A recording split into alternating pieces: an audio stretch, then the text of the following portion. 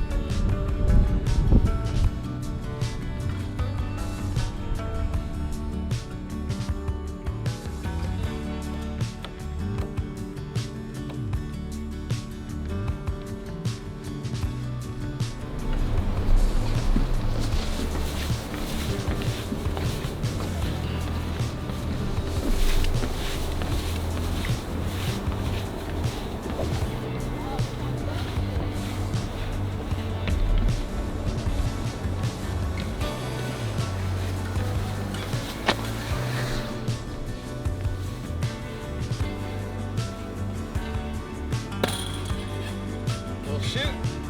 Guess you win some, you lose some. You can if I like here. Mom can live.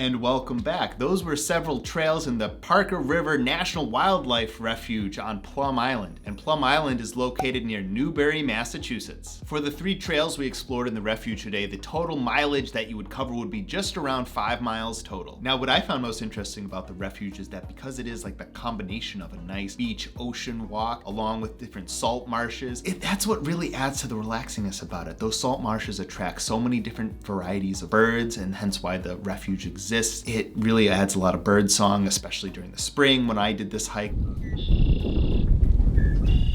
But you also have to watch out. Those birds also attract a lot of bird watchers and therefore make the refuge pretty, kind of busy compared to some of the other trails you would hike. But even with all that busyness, I found it quite enjoyable, very relaxing with the crashing of the waves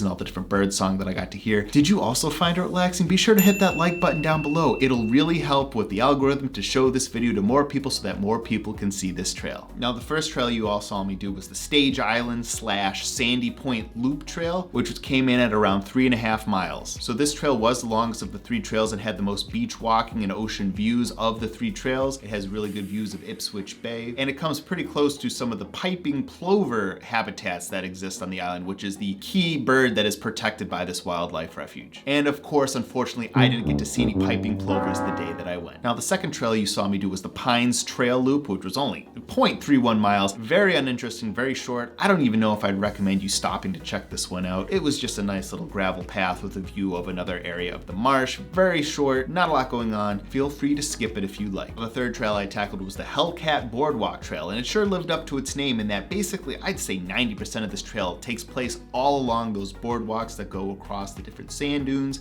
and different areas of the marsh. Very easygoing. You could bring a stroller along with you. I think I even saw one the day that I went. Very easygoing, great view of the ocean, even better view of the marshes, because this one, because it's a boardwalk, it brings you right in the thick of things, right in the middle of all that marshland. Now, if you were inspired to check out these trails yourself, I of course included a link to a custom all trails map that I made in the description down below. I'm sure it's obvious at this point, but my difficulty designation for all of these trails comes at a walk in the woods. There is no elevation gain, you're just walking along gravel paths, boardwalks, or along the beach. The only factor that would make it a little bit more difficult maybe off the beaten path is just simply how long you choose to walk. If you do all 3 trails, maybe it verges in on that designation, but if you do any one of these trails individually, it would definitely be a walk in the woods. Yes, I'd highly recommend the refuge and all the different trails that are inside of it. Maybe not the Pines Loop Trail, but definitely the other trails. It is so nice being able to get up close and personal with some of that wildlife, the different birds that you see, the different lookout towers that they have over the different marshes. I really enjoyed it, getting up and close with the ocean, seeing the different parts of the bay. And for being how close it is to Boston, I'd say it is definitely worth the drive. And you know what I'd also recommend? Hitting that subscribe button, especially if you made it this far in the video. I try and bring new trail explorations every single week, so hit that subscribe button and you won't miss a single one of those trails. Thank you all so much for watching, and of course remember, go get hiking. You forget how big they are till you see them in person. Freaking turkeys, man.